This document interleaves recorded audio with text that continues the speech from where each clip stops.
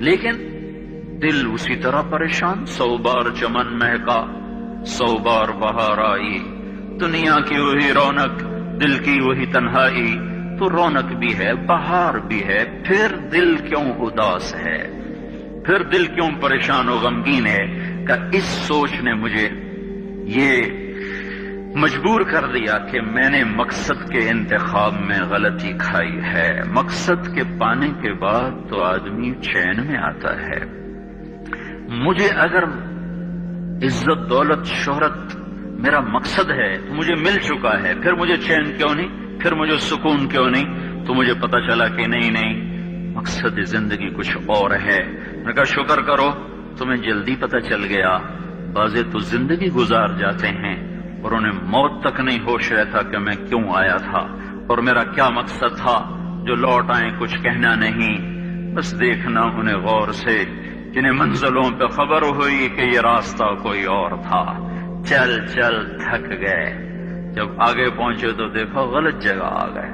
واپس مڑنے کا وقت ختم ہو چکا ہے، شام ہو چکی ہے، اندھیرے چھا چکے ہیں، اب واپس مڑنے کا راستہ نہیں ہے. شکر کرو کہ اللہ تعالیٰ نے ہمیں ایمان کی دولت عطا فرمائی. اور تم 22 سال کے، تم جلدی 30 برس کی عمر میں ہی تمہیں ہوش آ گیا کہ نہیں میری زندگی کا مقصد کوئی اور ہے.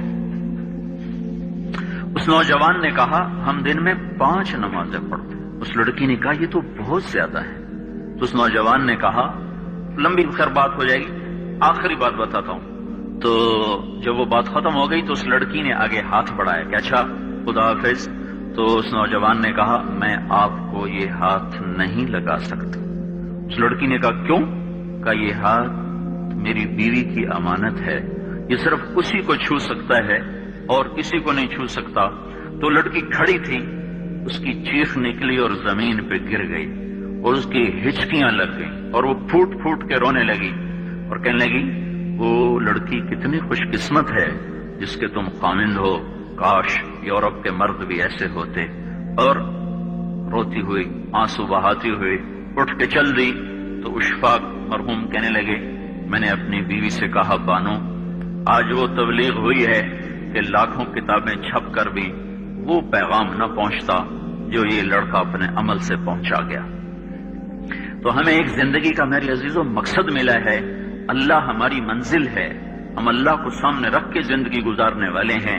ہم آزاد نہیں ہیں، ہمیں اللہ دیکھ رہا ہے، ہماری اللہ سن رہا ہے. اللہ ہمارے ساتھ ہے، اندھیرے میں، اجالے میں، تنہائی میں. کسی سے بھی چھپ جاؤ، اللہ سے نہیں چھپ سکتے. کہیں چلے جاؤ، تیاری کرتے ہوئے زندگی گزارنا یہ کامیاب زندگی ہے. تو کہیں ایسا نہ ہو کہ میرا اللہ کہہ دے وَامْتَازُوا الْيَوْمَ أَيُّهَا الْمُجْرِمُونَ، ان کو الگ کر دو اور مجرموں کی صف میں کھڑا کر دو، تو پھر کوئی حال نہ ہوگا. اللہ کے نبی نے کہا کتنی عورتیں ہوں گی جن کو سر کے بالوں سے فرشتے پکڑ کے گھسیٹ رہے ہوں گے اور وہ کہیں گی ہائے ہمیں بچا لو، ہائے ہمیں بچا لو. اور کتنے مرد ہوں گے جن کے جبڑوں میں ہاتھ ڈال کر فرشتے ان کو گھسیٹ رہے ہوں گے، وہ کہیں گے ہائے ہمیں بچا لو، ہائے ہمیں بچا لو. تو اس وقت اللہ کہے گا اولم نعمرکم ما یتذکر فیہ من تذکر وجاءکم النذیر. میرے بندے یہ چند آنسو دنیا میں بہا لیتا، جو آج تو کر رہا ہے، دہائیاں دے رہا ہے، یہ تو دنیا میں دے لیتا تو آج اپنے رب کی رحمت کو دیکھتا. تجھے بتانے والے بھی آئے تھے، تمہیں سمجھانے والے بھی آئے تھے، لیکن تو مذاق اڑاتا رہا، تو ان کے ساتھ مستیاں کرتا رہا. آج دیکھ ایمان والے کتنے اونچے جا رہے ہیں، اور جنہوں نے مجھے راضی کیا وہ کتنی بلندیوں کا سفر کر رہے ہیں، اور ان کے ساتھ میں کیا کرنے لگا ہوں.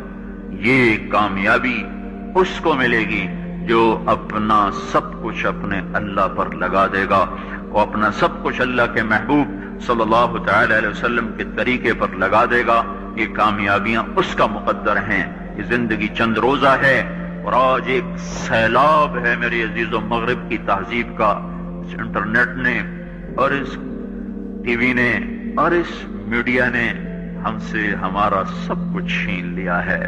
سب کچھ ہمارا چلا گیا ہے، اور سوائے اچھل کود کے، کھیل کود کے، اور زندگی کی کوئی منزل نہیں رہی۔ میں آپ سب کے سامنے یہ درخواست کرتا ہوں کہ اپنی زندگی کی منزل طے کرو۔ پہلے یہ سوچو اور سمجھو کہ یہ صبح، یہ شام، یہ دن، یہ رات، یہ جو گزر رہے ہیں مجھے کہاں لے جا رہے ہیں، میرا سفر کدھر کا ہے، میں کہاں جا رہی ہوں، میری آخری منزل کیا ہے، اس کے مطابق اپنی زندگی کی ترتیب بناؤ۔ میرے آپ کے نبی نے فرمایا، الکیس من دان نفسہ وعمل لما بعد الموت، سمجھدار وہ نہیں جو مشہور ہو جائے، جو عزت اور دولت کو اکٹھا کرے، سمجھدار وہ ہے جو اپنی آخرت کا سامان تیار کرے اور اپنی موت کی تیاری کرے۔ اس پر جو جم جائے گا وہ دنیا اور آخرت میں کامیاب ہے، جو اس سے ہٹ جائے گا وہ ہلاک و برباد ہے۔ فرعون جیسا ظالم بادشاہ جس نے بچے ذبح کر دیے، اس کے دربار میں اس کے بیٹی کی ایک خادمہ تھی، باندھی تھی، اس نے چپکے کلمہ پڑھ لیا، وہ مسلمان ہو گئی، وہ ایمان لے آئی۔ ایمان ایسی دولت ہے جو چھپے نہیں چھپتا، وہ نظر آتا ہے، جہاں نظر آتا ہے وہاں روشنیاں پھیل جاتی۔ میں جب سے کالج چھوڑا میں کبھی ہوٹلوں میں نہیں گیا۔ یہ 5 اسٹار ہوٹل کا اس وقت ہم جایا کرتے تھے جب کوئی وہاں جانے کا نام نہیں لیا کرتا تھا۔ چھوٹی عمر میں لاہور چلے گئے، ماں باپ جیب میں پیسے ڈال دیتے تھے، وہ سمجھتے تھے پڑھ رہے ہیں، ہم کچھ اور کاموں میں ہوتے تھے۔ تو پھر اس کے بعد میں زندگی میں پہلی دفعہ گیا، ہمارے ایک دوست تھے، ان کی بیٹی کی شادی تھی، تو میں کبھی نہیں جاتا ایسے موقعوں پر اس قسم کی جگہ پر، لیکن اس نے میری اتنی منت کی کہ میں شرمندہ ہی ہو گیا۔ میں نے کہا اچھا بھائی میں آ جاؤں گا، اور پھر اس نے مجھے تسلی دلائی کہ وہاں سارا الگ الگ ہے، عورتوں کا انتظام الگ ہے، مردوں کا الگ ہے، PC لاہور میں۔ تو میں نے کوئی 30-32 برس کے بعد اس ہوٹل میں قدم رکھا، ماضی کے دھندلکوں میں جھانکتے کتنی صبحیں کتنی شامیں وہاں گزری ہوئی تھیں غفلت کی۔ تو میں جب وہاں سے نکلنے لگا کھانے کے بعد، تو عورتیں نکل رہی تھیں، اکثر بے پرد تھیں، تو وہاں گیلری میں مجھے کسی نے روک لیا، مجھ سے بات کرنے لگ گیا، میں کھڑا ہو گیا، دائیں بائیں کچھ اور عورتیں کھڑی تھی، اتنے میں سب کی نظر پیچھے لگی، عورتوں کے بھی مردوں کے بھی۔ تو مجھے سمجھ میں نہیں آیا کہ یہ نظریں پیچھے کیوں اٹھ رہی۔ کیا دیکھا، میرے قریب سے ایک خاتون گزری جو سر سے لے کر پاؤں تک مکمل برقعے میں، ہاتھوں پہ بھی دستانے تھے اور پاؤں میں جرابیں تھیں، اور ایک بالکل سادہ سا برقع انہوں نے پہنا ہوا تھا۔ جب وہ گزری ہے تو ایک دم سناٹا چھا گیا، سارے عورتوں پر بھی سارے مردوں پر بھی۔ تو مجھے اس وقت خیال آیا کہ یہ حق ہے، یہ سورج جب چمکتا ہے تو ہر ایک کو اس کی روشنی نظر آتی ہے۔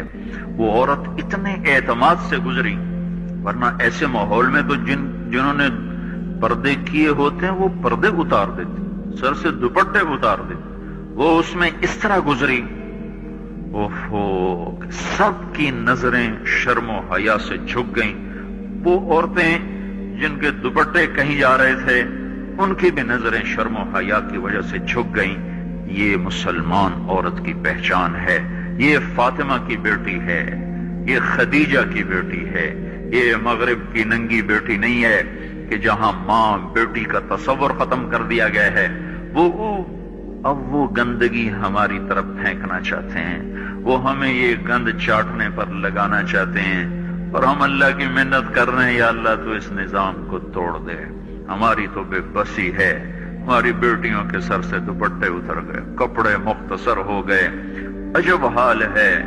حیا پتہ نہیں کہاں ہی روٹ کے چلا گیا، نظر ہی نہیں آتا۔ پہاڑوں میں جا کے بھی ڈھونڈا، وہاں بھی نہیں ملا، صحراؤں میں گئے، دریاؤں میں گئے، کہیں نہیں ملا۔ کبھی ایک صفت ہوا کرتی تھی، آج پتہ نہیں کہاں سے ملے گی، کس بازار سے ملے گی، وہ منڈیاں ہی بند ہو گئیں۔ جس قوم کی بچیاں ناچ گانے کو اپنا شعار اور شوق بنا لیں، ان کی نسل سے اب خالد بن ولید نہیں پیدا ہو سکتے، ناچنے والے ہی پیدا ہوں گے، محمد بن قاسم نہیں پیدا ہو سکتے، طارق بن زیاد نہیں پیدا ہو سکتے. یہ جلد سے جلوس نکل رہے ہیں نا توہین رسالت پر، تو مجھے اس پر اور رونا آ رہا ہے کہ یہ دیوانے کیا کر رہے ہیں. اپنی دکانیں جلا رہے ہیں، اپنے ہی گھر جلا رہے ہیں، غریب لوگوں کے موٹر سائیکل جلا رہے ہیں. مجھے صلاح الدین یاد آیا، میں بہت رویا. وہ بھی کسی ماں کا جنا ہی ہوا تھا.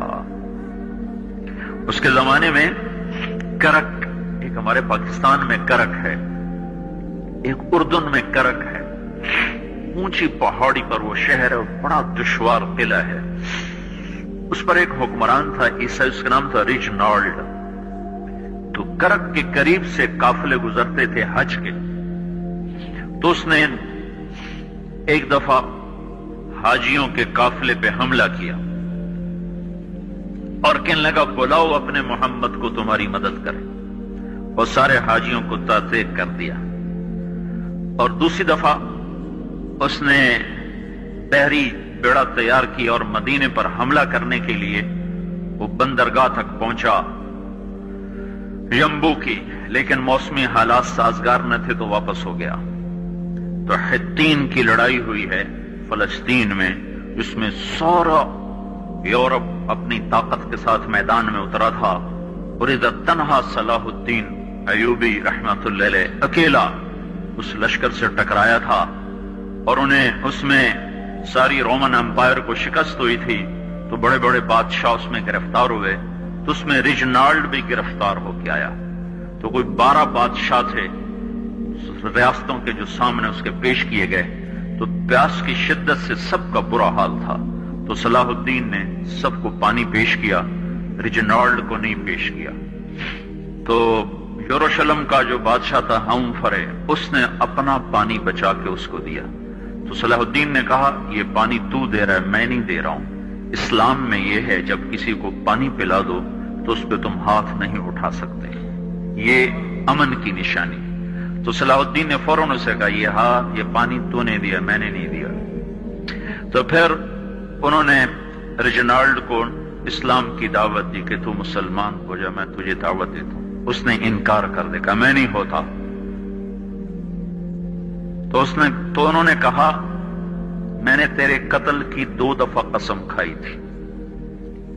ایک جب تو مدینے پہ حملہ آور ہوا تھا تو میں نے قسم کھائی تھی میں تجھے اپنے ہاتھوں سے قتل کروں گا. اور دوسری دفعہ جب تم نے حاجیوں پہ حملہ کر کے کہا تھا بلاؤ محمد کو، تو میں نے قسم کھائی تھی کہ مجھے اللہ نے موقع دیا تو میں اپنے ہاتھ سے تیری گردن اڑاؤں گا. آج محمد کا ادنا غلام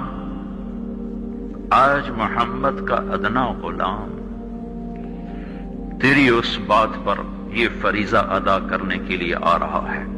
اور اپنی تلوار سے اس کی گردن اڑائی، وہ پیچھے لٹک گئی، پوری نہیں اڑی، پیچھے لٹک گئی. خوفناک منظر بن گیا. تو سارے بادشاہوں پہ کب کبھی طاری ہو گئی. تو صلاح الدین فرمانے لگے ہمارے مذہب میں یہ نہیں ہے، بادشاہوں کے ساتھ ہم بادشاہوں جیسا ہی سلوک کرتے ہیں، پر یہ حدود سے آگے چلا گیا تھا. اب مجھے یہ قصہ بھولا ہوا تھا، مجھے انہی حادثوں میں، انہی ہنگاموں میں وہ یاد آیا. تو بعد تنہائیوں میں بیٹھ کے بے بسی کے آنسو بہ جاتے ہیں، اور اس کے سوا کوئی چارہ نہیں ہے. ہماری ساری نسل موسیقی میں ڈوب چکی ہے. جو بدن سرتال پہ تھرکتے ہوں، جو بدن موسیقی کے اوپر ہلتے ہوں، رقص میں آتے ہوں، ان پہ کانٹے ہی اگیں گے.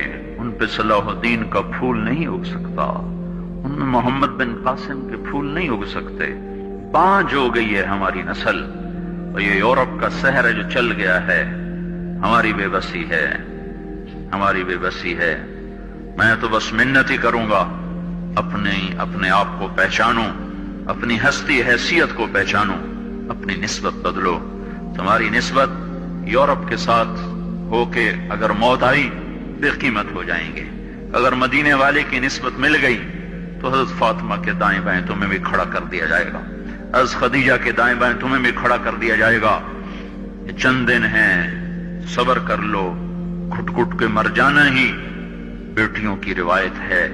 مشرق کی بیٹی، اس نے گھٹ گھٹ کے مرنا ہی سیکھا ہے. ہاں، یہ آزادی، یہ آوارگی، یہ مغرب کی عورت کا خاصہ ہے۔ اور 18ویں صدی تک مغرب میں بھی کوئی عورت ایسے ننگی نہ تھی، اور گھر کی زندگی تھی۔ 1792 میں لندن میں ایک عورت تھی، میری والسٹون کرافٹ، اس نے آزادی نسواں پر سب سے پہلے کتاب لکھی تھی کہ عورتوں کو آزاد کیا جائے۔ اس آزادی کا زہر ہے جو آج بھرا ہوا ہے۔ پھر اسی لندن میں 1792 1998 200 سال گزرے کہ اسی انگلینڈ کا سروے کیا گیا، عورتوں سے پوچھا گیا تم گھریلو خاتون بن کے رہنا چاہتی ہو جو اسی طرح جیسے آج زندگی ہے؟ 98% عورتوں نے کہا ہم گھر کی خاتون بن کے رہنا چاہتی ہیں، لیکن ہمیں خامند میسر نہیں ہے، ہمیں بوائے فرینڈ ملتے ہیں جو ٹیشو پیپر کی طرح مسل کے ہمیں پھینک دیتے ہیں۔ تو اس غلاظت کا انہیں بھی پتہ چل چکا ہے، لیکن اب وہ نکل نہیں سکتے۔ جو نکالنے والے تھے وہ خود اس پر ریچھ گئے۔ نکالنا ہم نے تھا، ایمان والوں نے، ہم خود اس زندگی پر ریچھ گئے ہیں۔ اپنے آپ کو نکالو اس دلدل سے۔ ہماری عورت، ہماری بیٹی کی عزت یہ نہیں ہے کہ وہ زینت محفل بن کے بیٹھی ہو، ہماری بیٹی کی عزت یہ ہے کہ اس کا ناخن بھی نظر نہ آئے۔ ہماری معراج یہ نہیں ہے کہ وہ اسٹیج پہ ناچ رہی ہو، ہماری معراج یہ کہ وہ رات کی تنہائی میں قرآن کے سامنے بیٹھ کے رو رہی ہو۔ جیسے میں اپنے اندر سے روٹی کی طلب کو نہیں نکال سکتا، پانی کی طلب کو نہیں نکال سکتا، ایسے ہی میرے بھائیو دنیا میں کوئی انسان ایسا نہیں ہے جو اپنے اندر سے اللہ کی طلب کو نکال دے۔ جیسے بھوکے کو روٹی نہیں ملتی، اسے نہ بیوی اچھی لگتی ہے، نہ بچے اچھے لگتے ہیں، نہ کلینک اچھا لگتا ہے، نہ اسے اپنا تخت اچھا لگتا ہے، نہ اسے اپنا گھر اچھا لگتا ہے۔ جب تک کھانا نہ ملے، پانی نہ ملے، وہ بے قرار، بے چین، اور اس کی بے قراریاں نہ کوئی پیسہ دور کر سکتا ہے، نہ بیوی دور کر سکتی، نہ بچے، نہ حکومت۔ بھوکا ہے، روٹی سے ہی یہ پریشانی دور ہوگی، پیاسا ہے، پانی سے ہی یہ بے قراری دور ہوگی۔ ایسی میرے بھائیو، میرے اللہ کی قسم، اللہ نے ہماری روح کے اندر اپنی طلب کو ڈال دیا ہے۔ جب تک اللہ نہیں ملے گا یہ بھوکے کی طرح تڑپتا رہے گا، پیاسے کی طرح یہ بے قرار رہے گا، یہ مچھلی پانی کے بغیر جیسے تڑپتی ہے۔ ایسے ہی جو انسان، جو مرد عورت اللہ تک نہیں پہنچ پاتا اور اللہ کو اپنا نہیں بنا پاتا، وہ اسی طرح بے قرار، بے چین رہتا ہے۔ اب چونکہ اللہ تو ملا نہیں ہے اور اندر کی بے قراریاں ہیں، وہ کبھی اس کو شکلوں میں ڈھونڈتا ہے، کبھی اسے شراب میں ڈھونڈتا ہے، کبھی نغموں میں ڈھونڈتا ہے، کبھی سیر کے لیے نکلتا ہے، پہاڑوں کی چوٹیوں میں ڈھونڈتا ہے، کھلے میدانوں میں ڈھونڈتا ہے، رقص گاہوں میں جا کے اس اندر کی بے قراریوں کو دور کرنے کا سامان تلاش کرتا ہے۔ خوبصورت شکلوں سے ہم آغوش ہونے میں اس سامان کو تلاش کرتا ہے، بڑے بڑے منصب اور مرتبوں کو طے کرنے میں، سر کرنے میں وہ اپنے لیے اس بے قراریوں کو تلاش کرتا ہے۔ لیکن میرے بھائیو، میرے رب کی قسم، جب تک اللہ نہیں ملتا یہ بے قراری بڑھتی رہتی ہے، بڑھتی رہتی ہے، بڑھتی رہتی ہے۔ جو ہی اللہ ملتا ہے، ایسے جیسے زخم پہ مرہم لگا، اور جیسے تھکے ہوئے کو بستر ملا، جیسے بھوکے کو روٹی ملی، جیسے پیاسے کو پانی ملا، جیسے بھٹکے ہوئے کو راہ ملی، جیسے مسافر کو گھر ملا، جیسے یہ بے قراریاں قرار میں بدلتی ہیں، ایسے میرے بھائیو جس بھائی کو، جس مرد عورت کو اللہ مل جاتا ہے، وہ اس سے زیادہ قرار پا جاتا ہے، چین پا جاتا ہے، سکون پا جاتا ہے۔ جس کو اللہ کہتا ہے الا، چیلنج ہے میرا، الا سنو، الا پہاڑ والو تم بھی سنو، الا میدان والو تم بھی سنو، الا شہر دیہاتی تم بھی سنو، کالے گورے الا الا الا سنو سنو، جن و انس سنو، کالے گورے سنو، مرد عورت سنو، مالدار فقیر سنو، خوبصورت بدصورت سنو، کیا ہے؟ بذکر اللہ تطمئن القلوب، صرف اللہ کی یاد میں چین پاؤ گے۔ بذکر اللہ تطمئن القلوب، بذکر اللہ، صرف اللہ کو پا لینے میں تمہیں دل کا اطمینان نصیب ہوگا۔ ہاں، مجھے بہت سے لوگوں نے کہا ہم ذکر کرتے ہیں پھر بھی چین نہیں آتا۔ ذکر زبان کا فعل نہیں ہے، زبان اس کے اظہار کی جگہ ہے۔ ذکر کہتے ہیں یاد کو، اور یاد دل کا کام ہے، زبان اس کا اظہار کرتی ہے۔ فلاں یاد آ رہا ہے، فلاں کی یاد آ رہی ہے، تو زبان نے اس کیفیت کا اظہار کیا ہے، اور دل اس کیفیت میں مبتلا ہے۔ بے ذکر اللہ، جن کا دل اللہ کی یاد میں مگن ہو جاتا ہے اللہ انہیں سارے غموں سے بے غم کر کر انہیں چین و سکون نصیب فرما دیتا ہے۔ جو زبان سے ذکر کرتے ہیں انہیں بھی اللہ دیتا ہے، لیکن یہ جو وعدہ ہے وعدہ بے ذکر اللہ، اللہ کی یاد میں، یاد دل کا کام ہے، زبان کا نہیں۔ جب گھر یاد آتا ہے تو کوئی بیٹھ کے کرتا ہے گھر گھر گھر گھر ہے، جب کسی کو ہے بیٹا یاد آتا ہے سفر میں تو وہ تسبیح نہیں پڑھتا، بیٹا بیٹا بیٹا بیٹا، ایک کیفیت دل میں پیدا ہوتی ہے، وہ زبان پر اس کا اظہار ہوتا ہے۔ لیکن میرے بھائیو اللہ کا نام زبان سے لینا بھی نفع سے خالی نہیں۔ سبحان اللہ والحمد للہ تملأان ما بین السماء والارض، جو آدمی ایک دفعہ کہتا ہے سبحان اللہ والحمد للہ تو زمین آسمان کا درمیانی سارا خلا اس کے اجر سے بھر دیا جاتا ہے۔ اس کے الفاظ میں بھی اتنا کچھ ہے، یہ سبحان اللہ کہتے کہتے کہتے کہتے جب دل میں اتر جاتا ہے اللہ الحمدللہ لا الہ الا اللہ اللہ اکبر کہتے کہتے سفر کی یہ دعوت دی دھکے کھائے تو آہستہ آہستہ آہستہ دل کے دریچے کھلتے ہیں اور اس میں اللہ کی محبت اترتی ہے۔ جب اللہ کو دل یاد کرنے لگتا ہے پھر یہ اس کیفیت کا حامل ہو جاتا ہے جسے اقبال مرحوم نے کہا تھا، دو عالم سے کرتی ہے بیگانہ دل کو عجب چیز ہے لذت آشنائی، پھر ہر چیز سے بے نیاز ہو جاتا ہے۔ یا ابن آدم اطلبنی تجدنی فإن وجدتنی وجدت كل شيء وإن فتنی فاتك كل شيء وأنا خير لك من كل شيء، میرا بندہ میری طلب میں آ، میں وعدہ کرتا ہوں جو میری طلب میں آئے گا میں اسے مل جاؤں گا، وہ مجھے پالے گا۔ تم روٹی کی طلب میں نکلو، تمہارے اللہ کا وعدہ نہیں ہے کہ دے یا نہ دے، لیکن تم اللہ کی طلب میں نکلو تو اللہ تعالیٰ کہتا میرا وعدہ ہے تو میری طلب میں آ، میں تجھے ملوں گا، بلکہ تو ایک بالشت آئے گا میں دو بالشت آؤں گا، تو ایک بالشت آئے گا میں ایک ہاتھ آؤں گا، تو ایک ہاتھ آئے گا میں دو ہاتھ آؤں گا۔ من اتانی یمشی اتیتہ ہرولا، تو چل کے آئے گا میں دوڑ کے آؤں گا۔ تو میرے بھائیو اللہ کو پا لینا مقصد زندگی ہے، اللہ کو پا لینا مقصد زندگی ہے۔ اللہ مل کر کبھی کوئی ناکام نہ ہوا اور اللہ کو کھو کر کبھی کوئی کامیاب نہ ہوا، اللہ کو پانے کے بعد کبھی کوئی بے چین نہ ہوا اور اللہ کو کھو دینے کے بعد کبھی کسی نے چین نہ پایا۔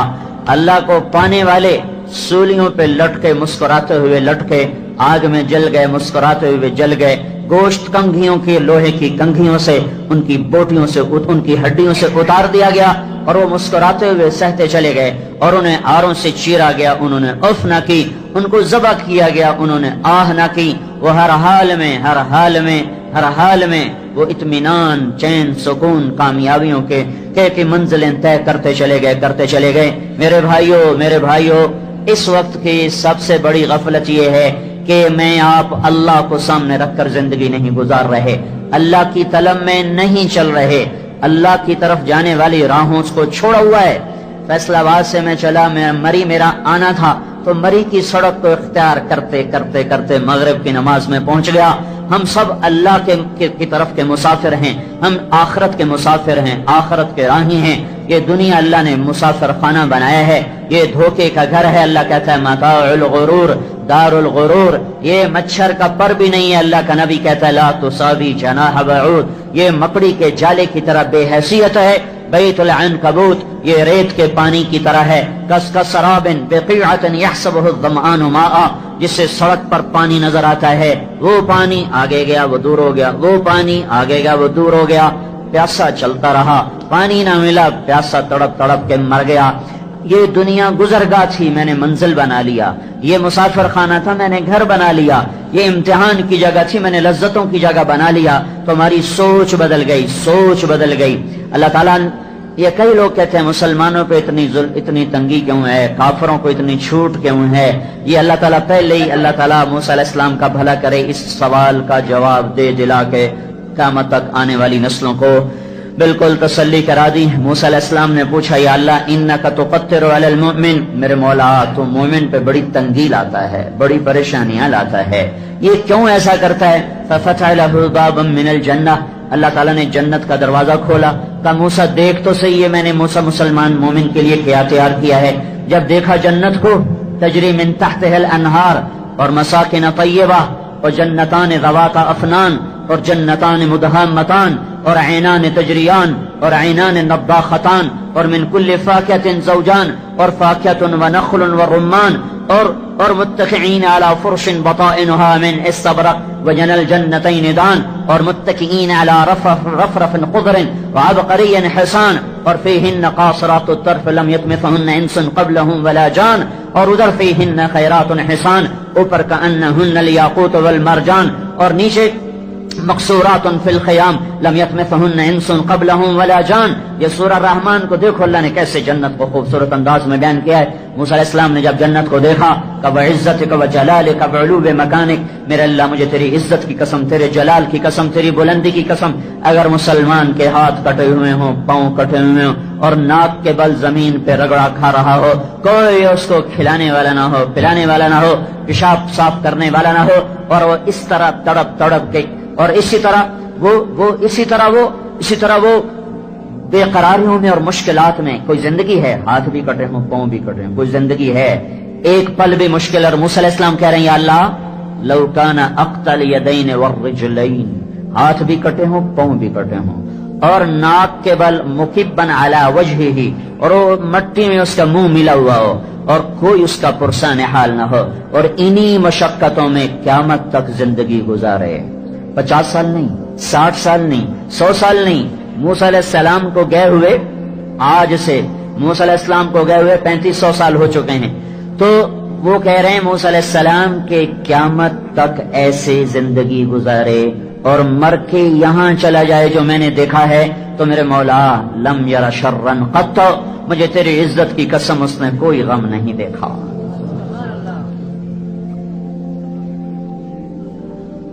پھر موسیٰ علیہ السلام نے کہا یا اللہ انک توسع علی الکافر، یا اللہ تو کافر کو بڑی چھوٹ دیتا ہے، بڑی ڈھیل دیتا ہے۔